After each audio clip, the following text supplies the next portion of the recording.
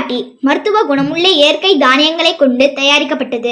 ராஹாட்டி 100% இயற்கை தானியங்களால் தயாரிக்கப்பட்டது, கெமிக்கல் இல்லாதது. ராஹாட்டி டைப் 2 டயாபெட்டிக்ஸ் என்னும் சர்க்கரை நோயை கட்டுப்படுத்த உதவுடன் இரத்த சோகை, அல்சர், மலச்சிக்கல், சிறுநீர் எரிச்சல், மாதவிடாய் பிரச்சனை, கெட்ட கொழுப்பு இவைகளிலிருந்து பாதுகாக்கவும் உடல் சூட்டை தணித்து ஆரோக்கியமாக வாழ உதவுகிறது. ராஹாட்டி நாள்தோறும் 2 முறை பருகுங்கள். ராஹாட்டி உணவே மருந்து. நம்ம பார்க்க போகிற படம் இதயம் முரளி. அதர்வா முரளி நடித்த படம். அதர்வா முரளியுடைய அப்பா இதயம்ங்கிற படத்தில் நடித்தார்.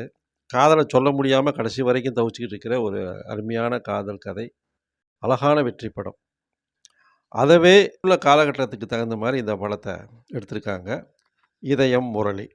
இதில் ஏகப்பட்ட ஆர்டிஸ்ட். இப்போ அதர்வா முரளி, பிரீத்தி முகுந்தன், மாளவிகா மேனன், பகத் பாசில், ஹயாடு ரோஹர், காளி வெங்கட், தமன்னா, ரக்ஷனா, இந்த மாதிரி நிறைய நடிச்சிருக்காங்க. மியூசிக் தமன். இந்த படத்தை இயக்கியிருப்பவர் யாருன்னு பார்த்தீங்கன்னா ஆகாஷ் பாஸ்கரன். இன்னைக்குள்ள பசங்களுக்கு ஏற்ற மாதிரி, இன்னைக்குள்ள இளம் ரசிகர்களை கவரும் விதமாக இந்த படத்தை இயக்கியிருக்காரு.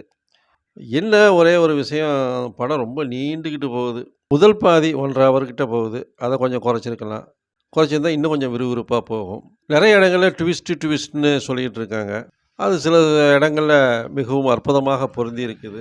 சில இடங்களை வெறுப்பை தட்டுது. அப்புறம் இந்த ஃபைட் சீன்லாம் பார்த்தீங்கன்னா கோட்டு போட்டு ஃபைட் பண்ணுறாங்க. அது எதுக்கு? காஸ்ட்லி படமாக இருக்கணும் அப்படின்றதுக்காக பண்ணாங்களா என்னன்னு தெரியலை.